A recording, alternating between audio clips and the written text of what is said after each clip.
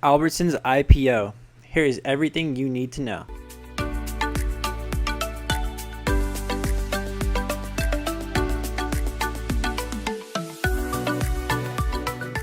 So yes, you heard right.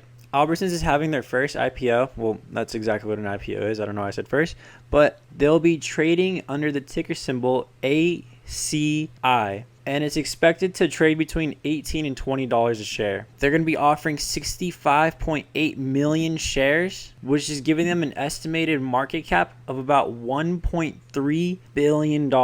And they have even agreed to pay a quarterly dividend of this year at 2.5% of its IPO price. Now, here are some things that you need to know about Albertson's IPO, and here are some red flags and also some good things as well. So the red flags I want to go over, because who doesn't love a red flag, is the fact that Albertsons has been around since the early 1900s. The fact that they're now just deciding to go public is kind of a major concern. They've been privately owned for a very, very, very long time. And the fact that they're just deciding to go public should raise a lot of questions. And to me, those questions come in the form of debt. Albertsons has a ton of debt. As of February 29th, the company has about $8.2 billion in outstanding debt and $667 million in financing and lease obligations, with its interest costs of about $698 million, which to me seems to be why they're trying to go public, so that way they can raise money to pay off a good amount of this debt. So that's red flag number one. Red flag number two is that the company's sponsors are going to continue to call the shots, meaning that Albertsons is not going to have most of the control of their own company. 31.9% of the common stock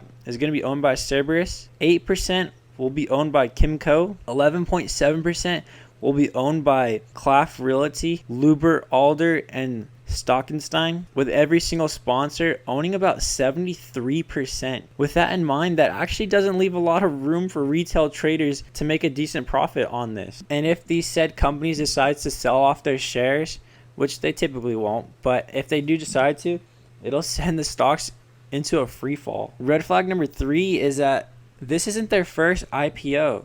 They actually wanted to first have it in 2015, but it ended up being delayed. And in 2018, there was discussion about a merger between Albertsons and Rite Aid, a deal that was valued at $24 billion, which made Albertsons decide to pull its IPO plan, and that deal actually fell through. And correct me if I'm wrong, I believe Rite Aid was actually made a deal with Walgreens instead. But here's some good news. With the whole coronavirus pandemic, sales have been skyrocketing for Albertsons, as long as with their whole sector having major sales. Plus, 4 of Albertsons' private label brands have sales of more than $1 billion a year, making their current market cap evaluation seem rather small. And with more good news, typically IPOs tend to run up and show strong gains early on, just as long as they're a solid, reputable company. And yes, a lot of people will show the example of like Uber and Lyft and all those companies and how their IPOs actually tanked. But generally, more often than not, IPOs tend to do well. And just my thoughts on the whole IPO. Personally, what I would do is I would buy the shares right as a market order right when they open and see how it does throughout the day. And I'd probably do a stop loss order at about 4% from the purchase price. And then I would sell at about between a 15 and 20% gain.